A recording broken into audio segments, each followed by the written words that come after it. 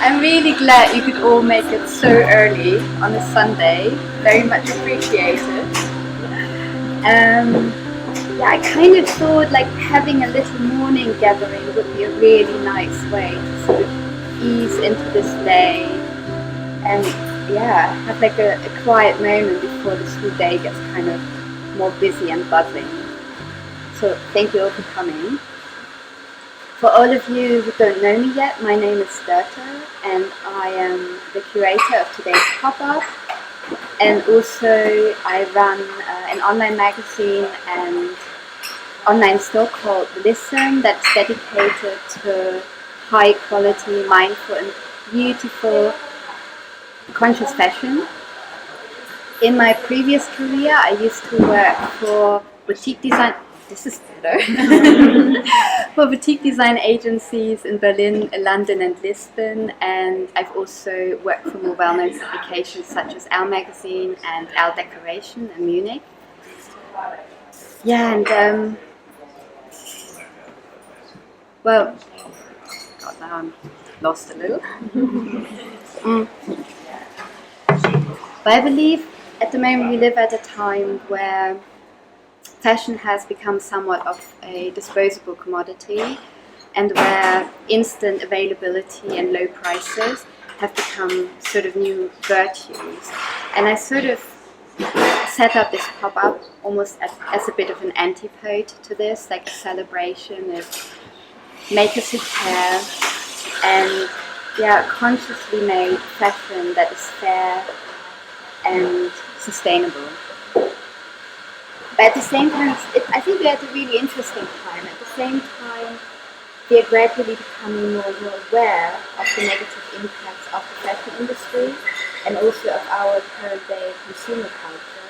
And we're learning how our garments are connected to waste, to pollution, to climate change and to unethical working conditions. And I personally believe we're a bit at a crossroads, and I think now is a really good time to create a new culture. In a way, it doesn't make sense. Like, we're using up valuable resources and also our hard-earned money for items that often don't really have lasting value for us.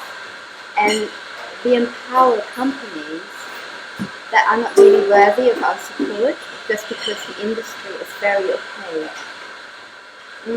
And that's why I created Lissome, to really change the conversation and encourage a new mindset, to promote transparency in the fashion industry, to place human and environmental well-being at the core of our actions, to empower small and medium-sized brands who really care and want to make a difference, and also to provide a place for people who love fashion and seek for more ethical choices but don't want to compromise on creativity or beauty.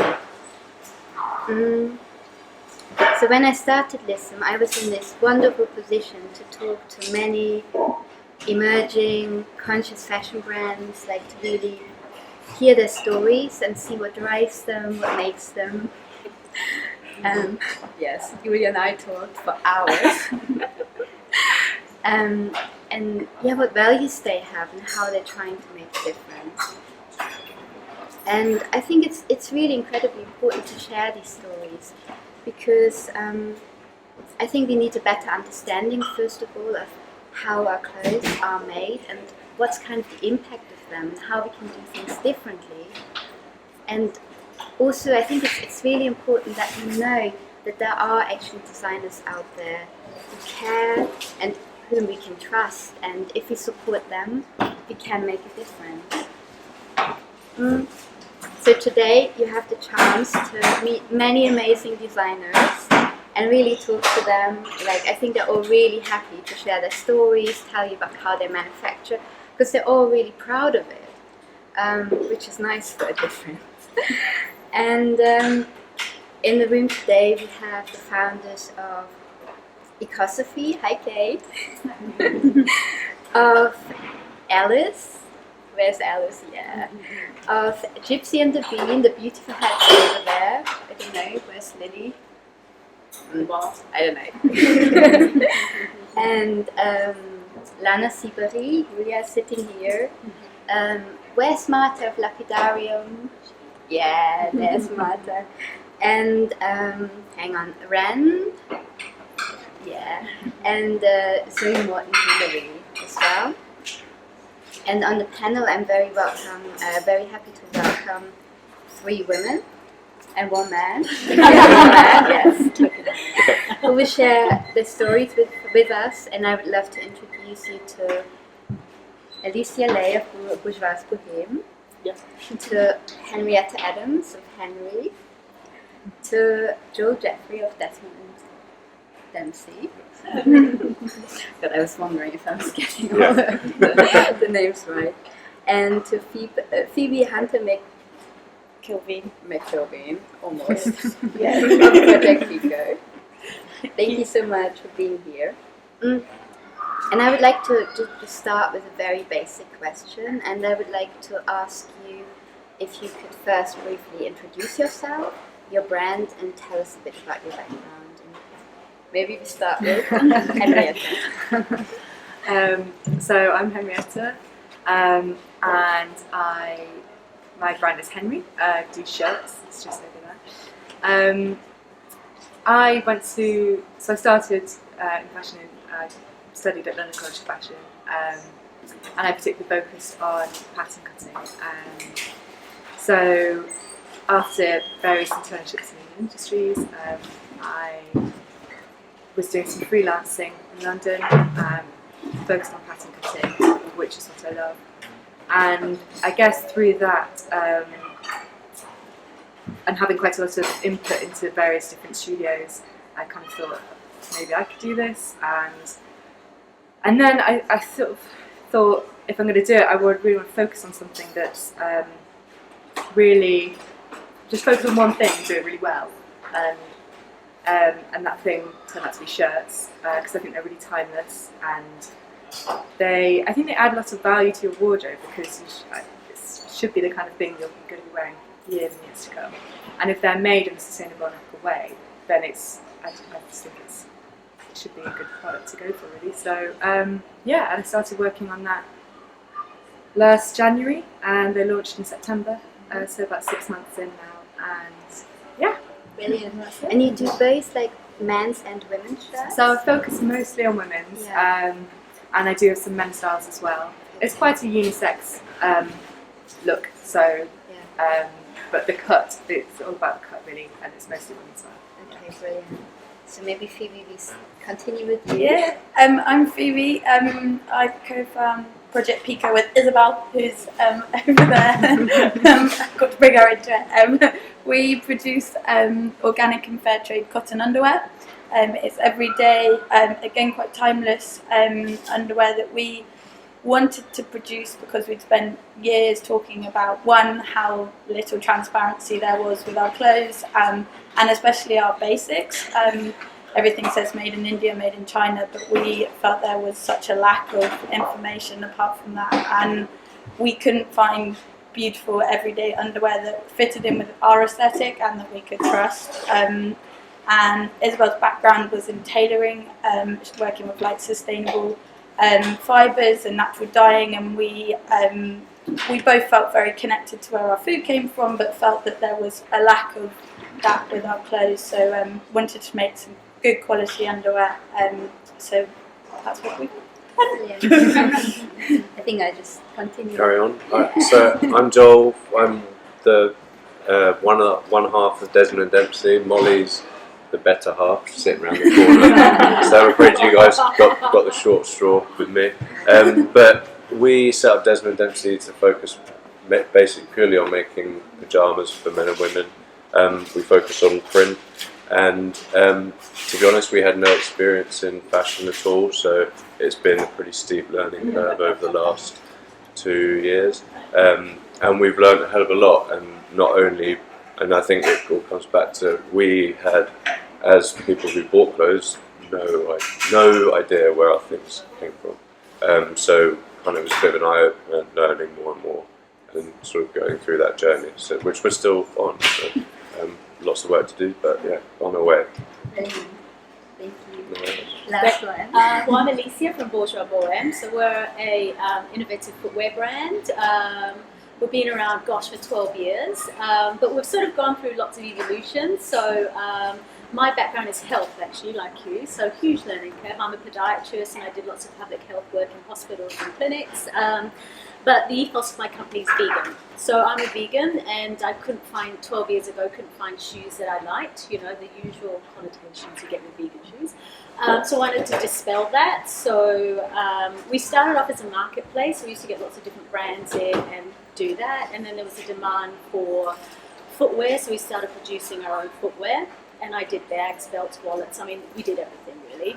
And then I decided to refocus the business. I had a couple of children, so I sort of stopped and had a break for like a couple of years and sort of spent time with my kids, refocused the business, and that's when I looked at more sort of sustainable and ethical materials, etc. You know, often people go, "Oh my God, synthetic leather! It's horrible. It's petrochemical based, etc." Which to a certain degree it is, but it's actually the innovations now with synthetic materials is absolutely amazing. Like PUs are now recycled, they're seed-based, etc. So, you know, leather industry versus synthetic industry, it's a smaller gap now, and it's really, really innovative in what we're doing. So, so we sort of relaunched with Sophie, my amazing Sophie, who works with us. So we've been working hard to really research and look at fabrics like this is a cork shoe with recycled soles, organic cotton laces, biopolyol seed-based linings. We've got Pinatex materials, which is pineapple leaf fibers. We're using Eco Stone in autumn winter 17, and for spring summer 18 we are sampling sort of apple leather. So for us, we're not just vegan is my heart and soul, but also to innovation and sustainability is also where we're looking at. So it's amazing. I'll probably talk about this later. But anyway, so moving forward, it's exciting with the materials and what we can do in really producing a great sustainable product. Maybe I jump straight in. Oh, sorry. It's really good. But Yeah. I think this is one of my other questions. Yeah. Like, I think it's really interesting about your brand that you're really championing new eco-innovative materials. Yeah. And you work with Pinatex, as you said, cork, biopolyols. I didn't even know what they are. Yeah. So I was wondering if you could tell us a little bit more about some of these materials you use. Also, tell us what their benefits are. Mm-hmm. Okay. And how you source them, Yeah. and if you encounter difficulties. Yes. Well, I think I should retire. It's so difficult. I think, footwear is different from apparel. We've got so many components with footwear. It's an absolute nightmare, So we take it a step at a time. We do the best. We're not perfect, but we do the best that we can to source the best materials. Obviously there's Linea Pelle and trade shows where you can go, but sustainable fabric companies don't necessarily go there. So it's lots of R&D and lots of research into the materials that we look at. There's a sustainable angle, with probably called Fashion Futures, whatever. Anyway, that's in London twice a year. So lots of sort of sustainable fabrics there that we source. And just looking at what other people are doing, really. Lots of time and energy, expensive materials. Like Pinatex, amazing people, Anasanam, who produce it, but their demand is more than their supply, really. So there are lots of challenges in regards to getting these materials and sampling with them. Because with footwear construction, it's totally different to, let's say, apparel, lots of heat, pulling, etc. We've tried lots of different fabrics and they tear and all sorts of things. My factories love me because, we've gone through so many samples just to make sure we get the right way of using our material. So there is lots and lots of challenges with Does with everyone doing. know here what Pinatex is? Yeah? Sorry, I see pineapple lots leaf of fiber. Maybe just give a Yeah, brief sorry. overview. So Anasanam are a company. So Carmen is this lady who has been working for about 7 or 9 years to develop this fabric. So she was in the Philippines and they found a way to, it's not actually it's the pineapple with the leaves, but it's not the leaves on the pineapple, it's the actual plant. And they go through a process where they turn it into this fiber and then they send it to Spain. And then it's sort of mixed in with sort of I think it's a biopolyoil PU that they're using now as well, and making it into a fabric like sort of. Here we go. Sophie's got a shoe there. Yeah, you can. Oh, hang on, shoes on. So that's sort of the pineapple fabric there that we have. Biopolyoil seed lining. So all our shoes are lined with biopolyoil. So instead of a sort of petrochemical based material, they're actually using lots of seeds.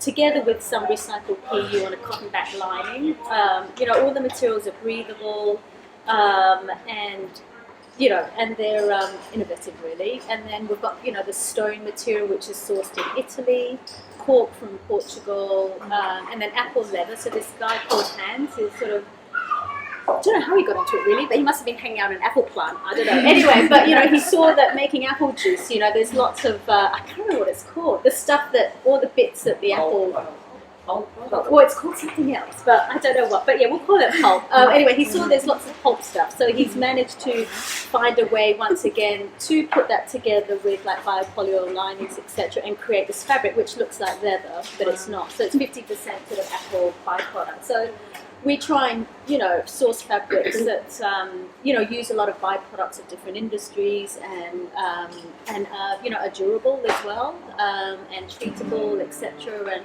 as long as people take care of their shoes, who's polished or cleaned their shoes in the last wee while? Oh, two. And they you don't hear my shoes. The big thing, I think, we wash our undies and we wash our shirts, but no one ever takes care of their shoes, So often I say to people, you've got to make sure you clean and polish your shoes on a regular basis. No, wash my shoes.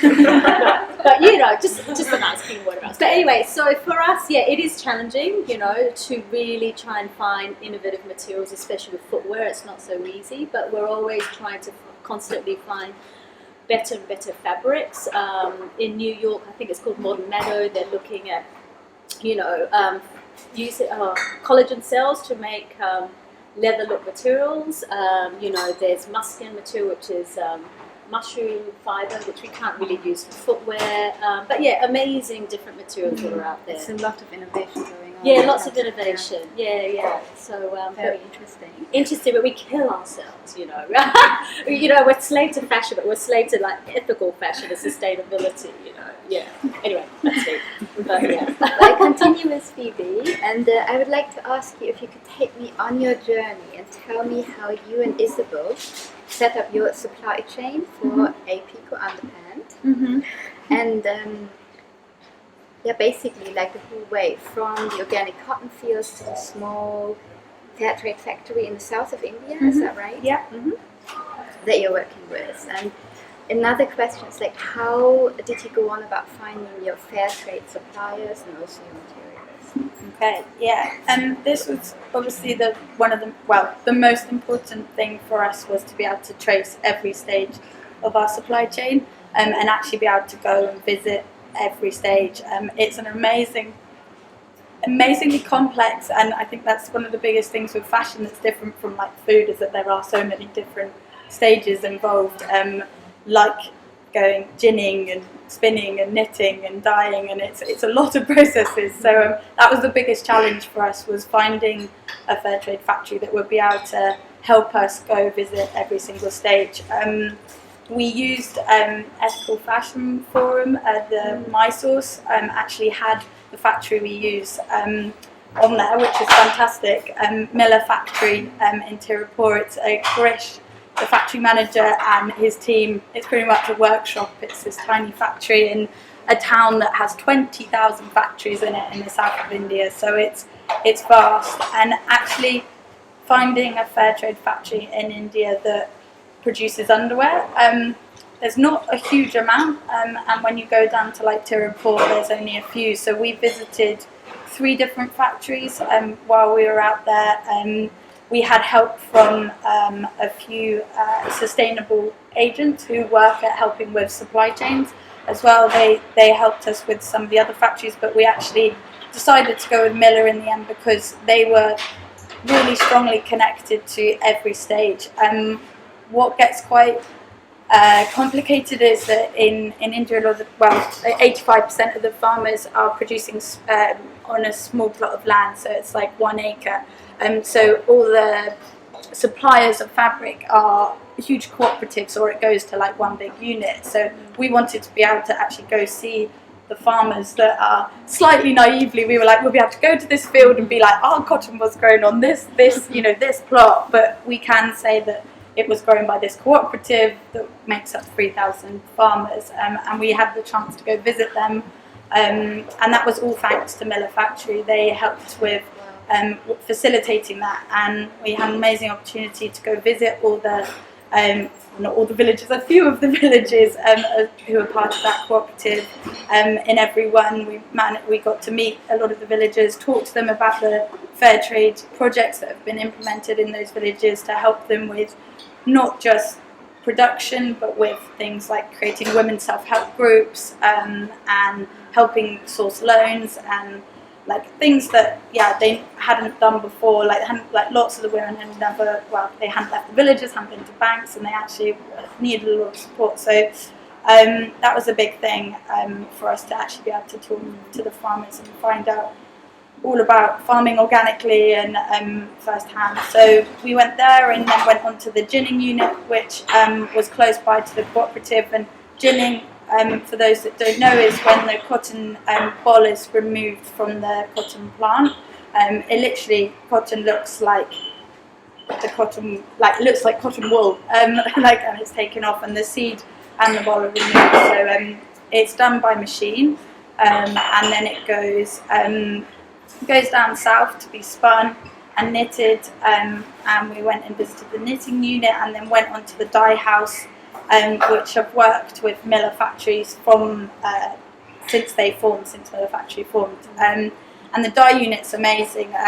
In 2011 in India, they banned the dumping of dye water because a lot of people didn't know what to do with dye water once they used it, so they used to just dump it in the rivers. This was causing obviously a huge amount of problems with drinking water, with agricultural land, and so this law was implemented, and as a result, the factories have to recycle all their water. And we visited the waste dye unit, and it's quite an incredible process. They use the dye pools as solar panels to power the recycling process, and then it gets recycled 95% of it back to drinking water, and then there's a little excess left, which is used as like a cement building material.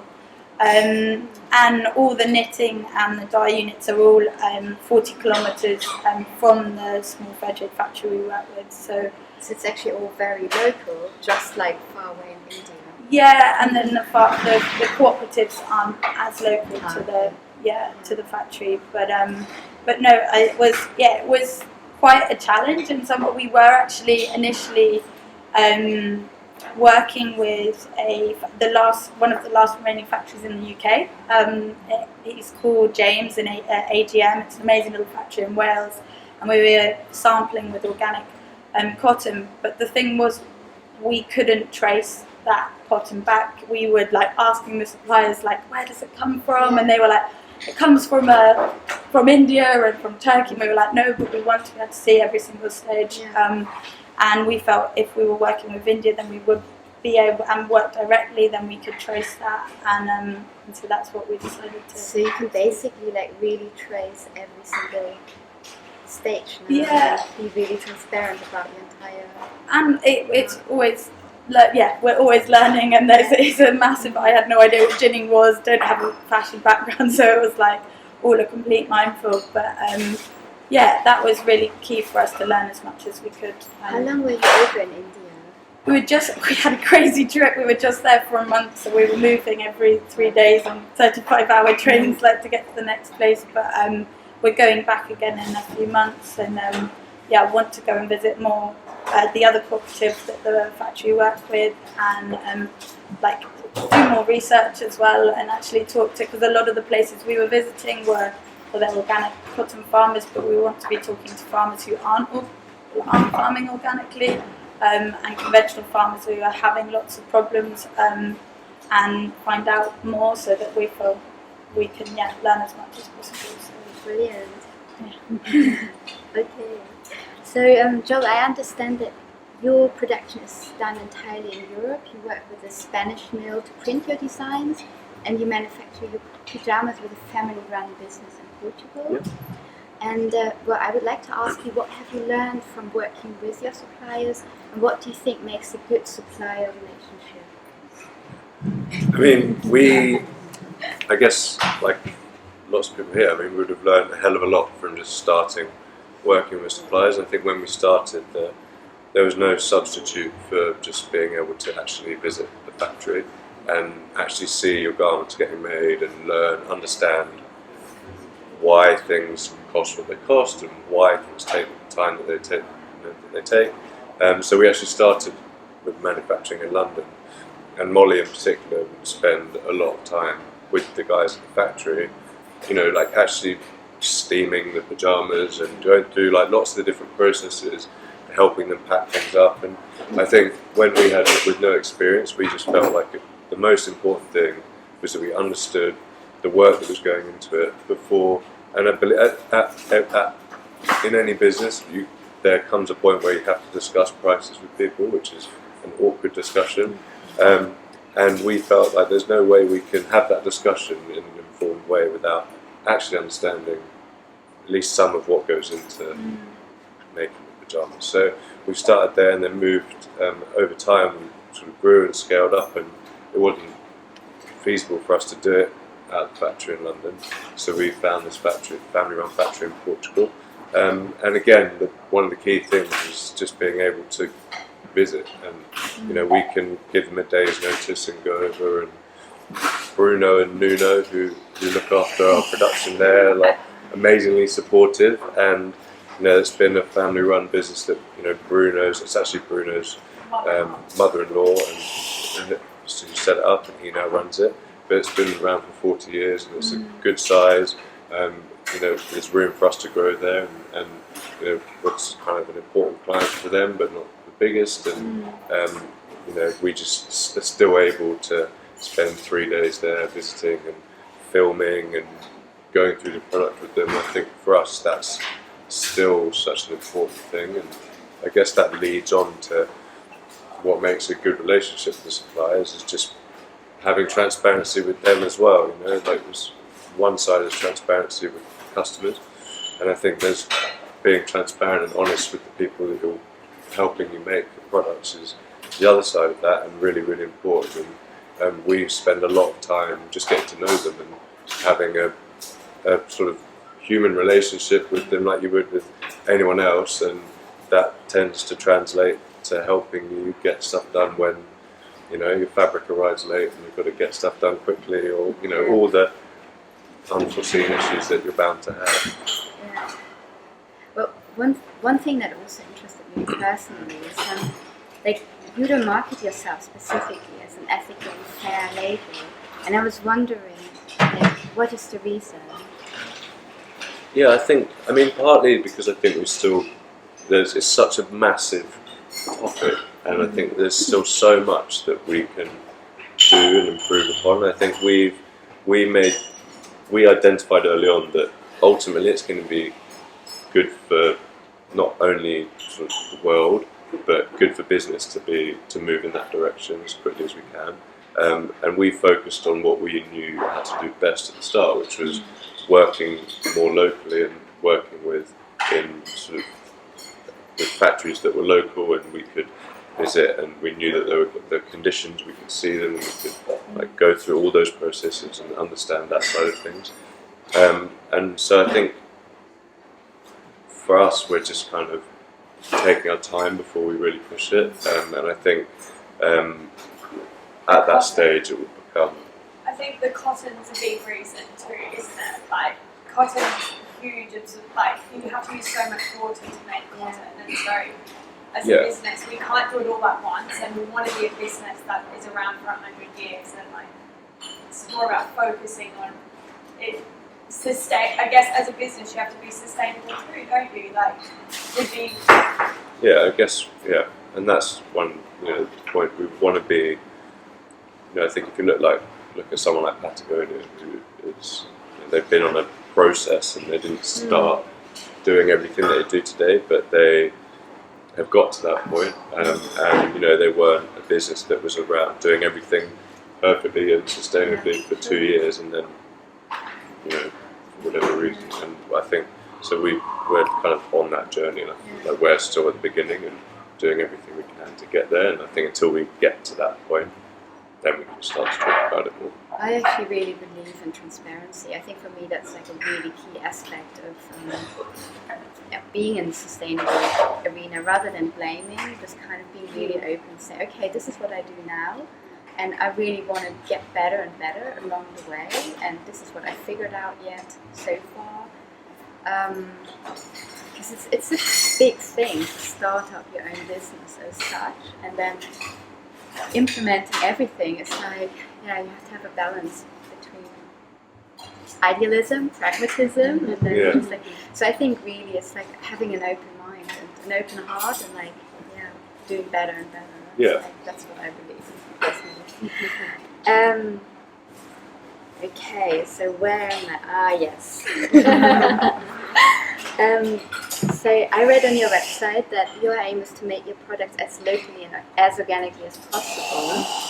And I wondered where your different stages of your production take place, and also like what do you think are the benefits of working locally in terms of human and also environmental well-being?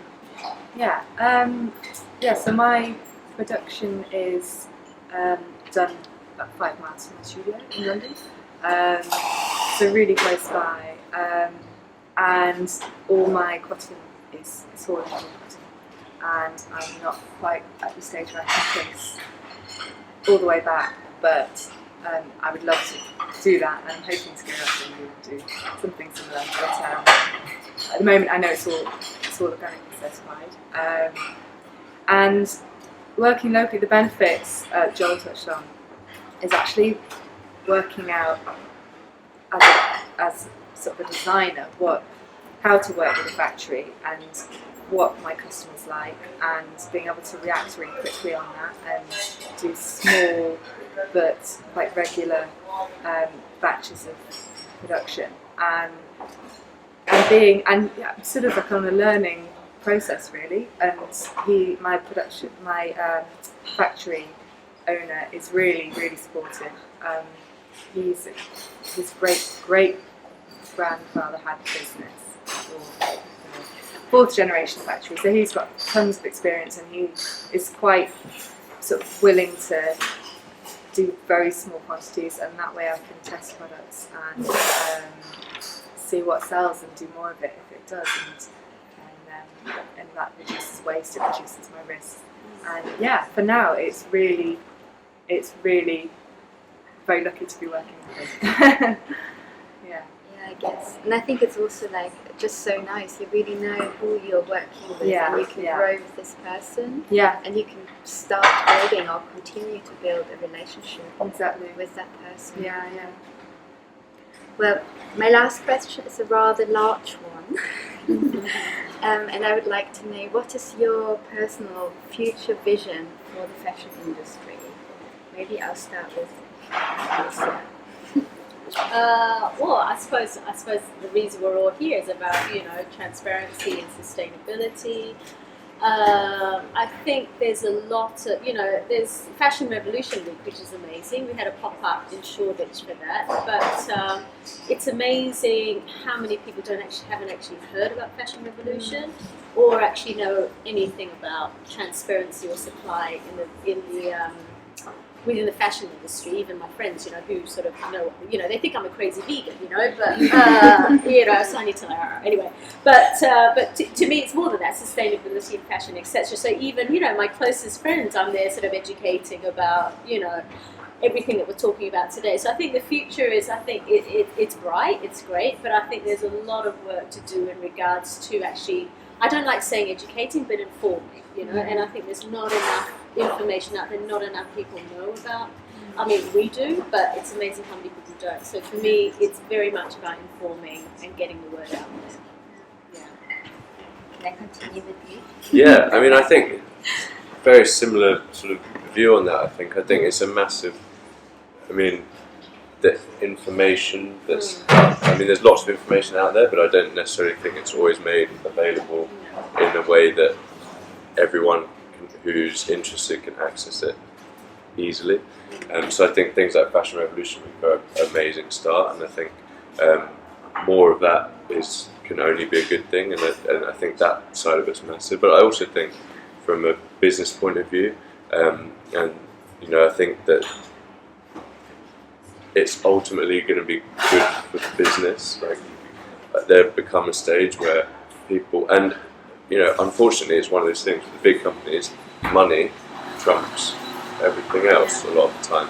But I think it's moving to a position with particularly younger brands and the way people are viewing the world is that it's going to be good for those businesses to focus on producing more sustainably, and ultimately that will result at some stage. That's going to result in people making more money out of it, which is what the big people will really make a difference, and I think help put that into sort of the mainstream.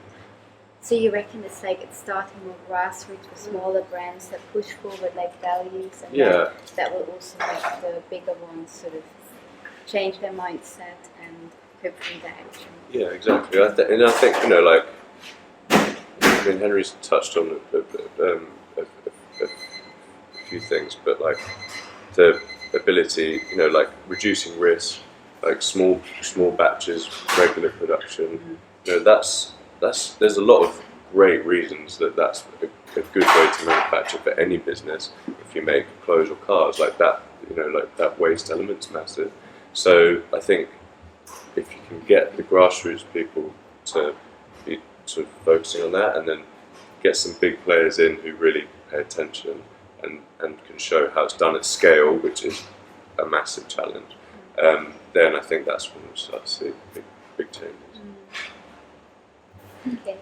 Yeah, I guess to follow on from that, I feel like that is happening. I think a lot of the big brands as well have they've signed agreements to only be using organic cotton by in the next 10 years and things. But I think there's still a massive, people want to be connected to the people and trust people behind the brand as well, which is why buying from a small producer, I don't think that means, I still think there's a real space and importance for the small brands, because one, it's far easier for us as a core of our businesses is trying to do our best to produce in a sustainable way, is that's what's driving the business, whereas kind of big businesses are playing kind of catch up, or they're okay, we've got to do this because it's it's as a reaction to demand. But that is really powerful too, and it's people now are wanting to, and it's becoming more expected that a company should be open and transparent about where they produce and how they do it, and things like the True Cost movie, or things like that. People are becoming far more aware of the impact of our clothes on the climate and on people, and it's becoming I feel like design and ethos are far more aligned now, and that's hopefully going to, I really feel like that's going to continue with more people asking those questions, and it's becoming an expected notion. I mean, I really hope that transparency will become just a given in the future. I mean, I found it really interesting now when I started up the Lissome online store. I've been in conversation with actually a tech company called Provenance, and they use they have different tools, but they also use blockchain technology for tracing the supply chain, which is super interesting. At the moment, they're mainly doing it for the food industry, but one of the designers I have on this one now as well, she was the first where they pioneered it on clothing, so it's been done on clothing, and it basically works in a way that everyone in the supply chain gets access and can feed information into the system. They go okay, we have this batch of cotton, or we have this whatever, and then as a consumer you can scan a code and you can see the entire journey that a garment has done. So I really hope something like this will just be a given, so people can't hide any longer. It's I think it's one thing for a small company, and you have like direct contact with your customers. Like I mean, that's why I love small companies. I can just go to you and say, "Hi Phoebe, like how do you produce?" And you're like, "Oh, this is how I do it," because I'm so proud of it. Whereas like with the big ones, it's often like you have to be a real closed doors.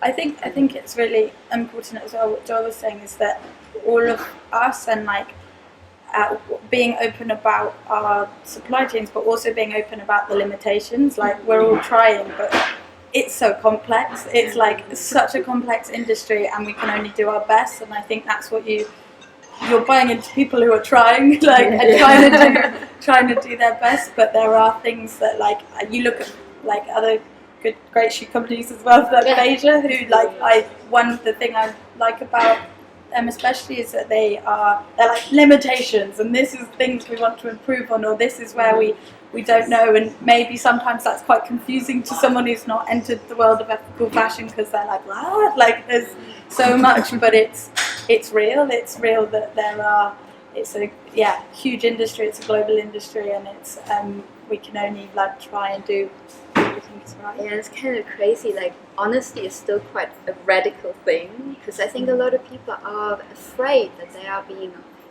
like blamed for not being perfect yet. And I personally really hate that culture, because I think you have to make mistakes in order to learn and get better. And it's amazing if you can be honest and open about it. And Cool.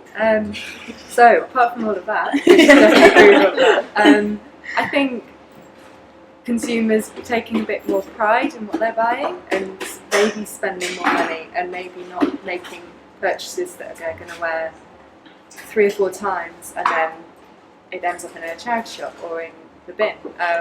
So there's a long way to go with like all the big industries that are becoming completely sustainable. But I think if people just spend a bit more time considering the purchases they're making, and just taking a bit more pride in that maybe, and buying what they really, really, really like instead of bits and bobs that you wear every now and again, and just investing a bit more, I think. Yeah. So it's this whole idea of having like a curated wardrobe. Like timeless and really good quality, and it's not going to fall apart, and you can wear it for years to come. I think high quality is an important aspect as well. Yeah. Because I think we've gotten used to like having quite flimsy items that we buy, and I mean I'm sometimes shocked. I haven't been at H&M forever, but like some of the things you watch them, they sort of the quality falls apart. Whereas I have other items of really good quality, and they've stayed with me for so many years, and just like are still immaculate. Yeah, exactly. Yeah. Well, thank you so much. I think it's time now to have some questions from the audience. Is there anything you would like to ask the brands? I mean, you will have time later, but I think now is also just such a small round here.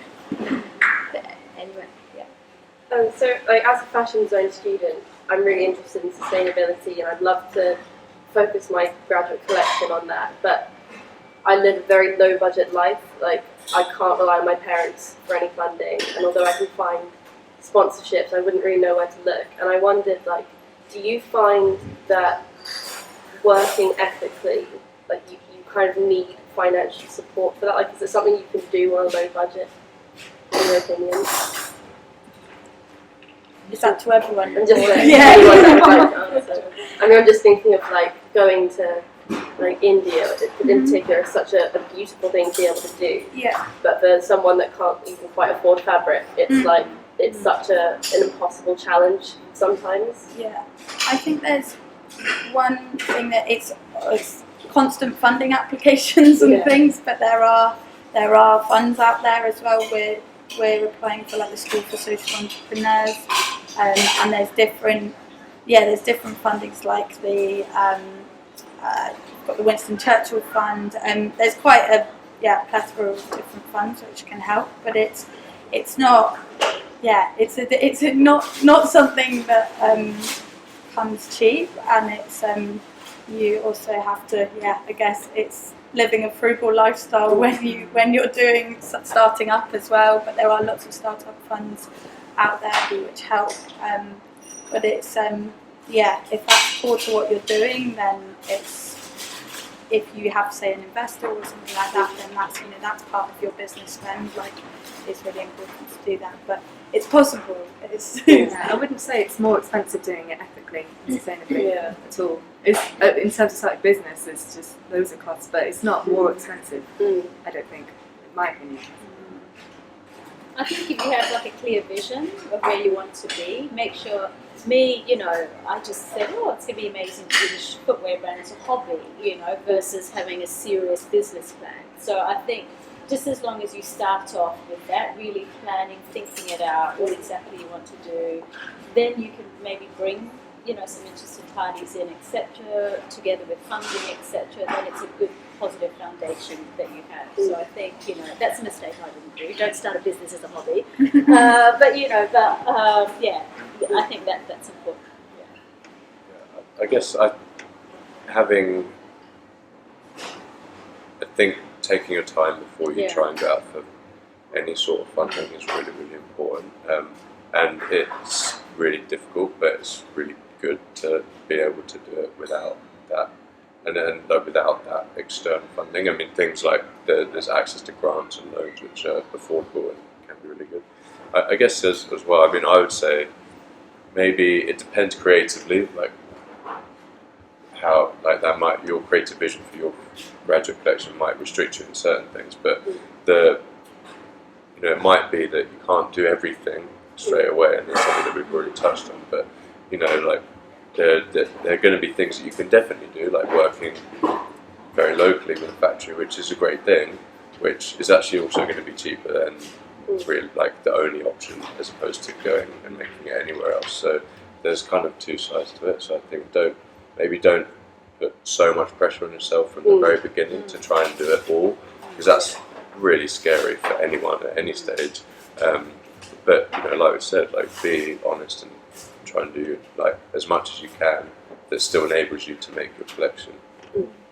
And I think also working with people, like getting your fabric from people who are also suppliers who are connected. Someone like Kishore, whose day brings hand woven cotton over, so khadi over from India, and works with lots of different spinning and weaving cooperatives. And so by working with people like Kishore, then you have that connection if you can't go yourself. And like Hetty's worked with him and things. So you it's those kind of things, like if you can't get out there like right now, and that can be in the pipe dream, but you still have that connection for different people.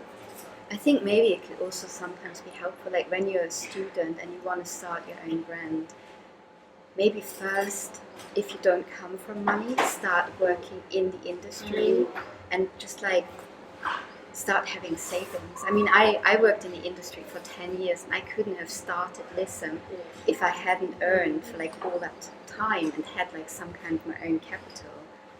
And yeah, it's not always pleasant. You see a lot of crap.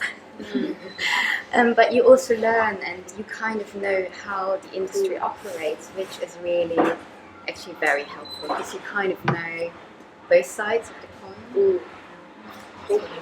And I think don't be afraid to contact little brands like us. People are often afraid to should I contact a person? And we're pretty nice, aren't we? We're willing to talk to people, and I've had people who ask me for sampling or where I get my material from and things like that, and I'm happy to share the information. So I think do talk. Don't be afraid to contact brands and ask us questions. Especially if you're all working for the same goal. Yeah. It's not really like you're going to hide trade secrets if it's going to help the world. No. So I think, do contact lots of little brands and talk to us, etc. And at least, you get our pearls of wisdom. I think also, if whether it's in the industry or not, like doing it outside, not necessarily as a hobby, but like doing it on the side for a while it is. And we worked for a few years like on the project while still having full-time jobs, and you have midnight meetings and you take holidays to visit factories, but that's just what you do, and it's hard work, but it's like it's worth it. Because I did first 5 years of my business, I was working as a podiatrist and doing this at midnight. So it's not easy. I think there was a question over there. Hi, well, I was actually really, it's more of a comment than a question that I think 3 of you guys were in fashion and then decided to get into fashion, which is really interesting for a panel to have that background. So I don't know if you can talk a little about what you did before. I know you said you were a strategist, but I think, I don't know if you guys did something else. I just like why fashion, I guess, in the bigger picture, and then So Molly and I were both in marketing, digital marketing. I was in very boring side of that, which is the annoying ads that you see when you're on websites. The best of the bad bunch. And Molly was in more brand side. And I from my side, and I won't speak for Molly, but I never thought I'd start a fashion company ever, and certainly not making pyjamas. For women's pyjamas. Here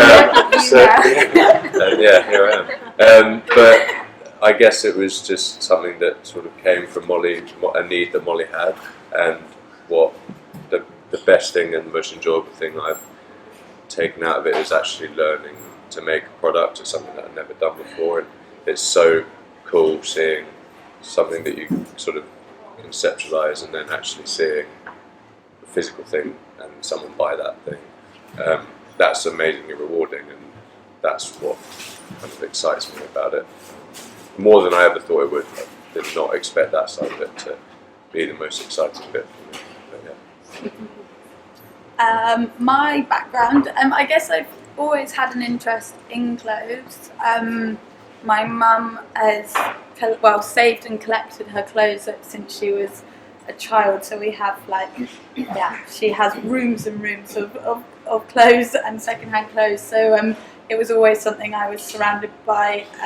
I did my dissertation on the hazards and hindrances of crinoline, the steel frame that women used to wear, which is kind of an undergarment, so there's some tenuous link there, but was always interested in the provenance of our food and very connected. My dad's an acupuncturist and grew up in the countryside, lots of friends with farms and things, and it was very close to Isabel. We'd always be talking about our clothes and their provenance, and went on to be head of events for the company Fever Tree, and they were kind of the pioneers in the soft drinks industry for showing where their suppliers and who they work with, and that was really key to them. So it was really interesting to work for them, but for me, they weren't working with organic producers, and there was still that element that I felt was missing. But so there was some clothes element, and also just I think lots and lots of conversations with Iz about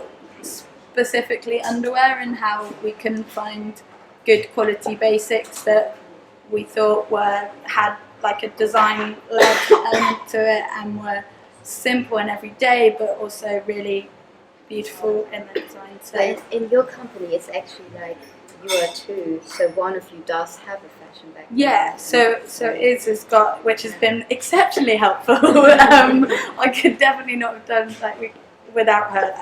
Her background in tailoring, and we did a lot of she did a lot of the sampling and patterns, and I'd watch being wow, this is being asked my opinion and not really knowing much about it, but so her background has been hugely helpful to us. So but I think you can do it having not come from a fashion background, but it's definitely helpful. I think when talking to Grish and the team is knowing what, looking at patterns and things and being able to do adjustments, it has been really, really good.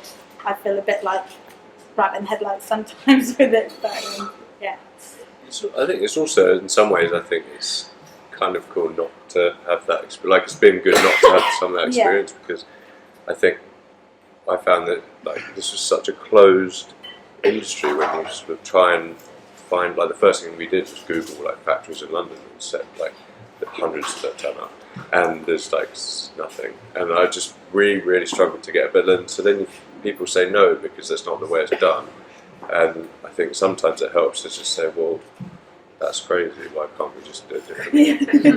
Because you don't know anything, you don't know better, so it's well, what about this? And it's kind of can help that way as well. So I guess it's Different Yeah, perspectives. yeah. isn't it? Like different ways. yes. Well, we're talking about changes in the fashion industry. Do you think the role of the designer would change? How would you imagine that? Is that something you've thought about? What changing? The role of the designer. What would the role of the designer be in a different? Yeah, well, fashion lots of, I don't think many designers or lots of buyers in particular, probably a lot of designers haven't even set foot in a factory. So maybe they need to be much more hands-on with knowing actually what the conditions are like. And factories, even the ones in London, I know many people here have been in them, but they're not particularly nice places. So if you're producing clothes and you're literally the one designing them and choosing the fabrics and everything about it, and not knowing what kind of place it's come from, how could you possibly? I don't know. You can't really move towards a more sustainable business model, I don't think, without having people in your team that are integral to the design experience in the factory, and even sort of fabric production. That's I don't know, tracing all of that and being aware of what kind of place it comes from. Yeah. So yeah, I think designers. I went to a talk recently. It was on buyers and their role in the fashion industry, and them being much more aware of where things are coming from and buying because of that, and making their decisions on the sustainability of it. So yeah, I think there's a lot of room for improvement in the roles of designers. I would also say in terms of like knowledge of materials, like really educating yourself as a designer and understand like what impact each material you're working with has, and not just say, okay, I like to work with cotton because it's the most common material, but really understand, okay, what is out there on the market, how can you make a difference, maybe try out new materials that are not so common, because I think if you work with more different kinds of materials, it's better for like biodiversity. I think improvements can be made. So for someone like Premier Vision, it's impossible to find sustainably sourced fabrics there. I mean, you can do it if you go to. I went to the Danish Fashion Institute. They were brilliant, and the Sustainable Island in London was great. Premier Vision and what's the other one? Textiles. They're horrendous. Yeah. So you can't make any. You can't go and find simple fabrics there. So they need to change as well. What I actually found really fascinating, there's a new tool out, like an app by Nike actually, and it's a making app, and it's brilliant because they kind of show you all. Unfortunately, it's only for iPhone, I think, so I couldn't access it recently. But they list all sorts of materials and tell you like more about like the impact the materials have. So I think that's really key. If you're an intelligent designer, really understand like your supply chain, but also the materials you're working with. And I think another thing that I find important is like, I really hope the future is more about teamwork, like really working together, sharing knowledge, and not this whole notion of like, I'm this genius. I think genius is like so outdated. I mean, when does it come from? 19th century or something? Like, I don't think we need that anymore. I think we really need to make important changes, and we need to kind of get rid of like, or tame our egos, and just like come together and work together and help each other out. So yeah, that's another notion. I think that happens as well. Like within what everyone here is doing is like, we, as a sustainable startup, like it's hard to survive, and like we've got to help each other, and like, and also like, you know, we've just done a pop-up with in Henry's store with like Zoe and Ren and Otwin Shoes, and it was like those things are possible when you collaborate, and like, and it's like everyone is more open about what they're doing and want to help each other. So it's like it's completely necessary, but also, and like today it's just a demonstration of that, and everyone could come together and how much that support means. Yeah, I really hope there will be more of a notion of like, we are a new kind of movement. We're really trying to create change, and we work together to do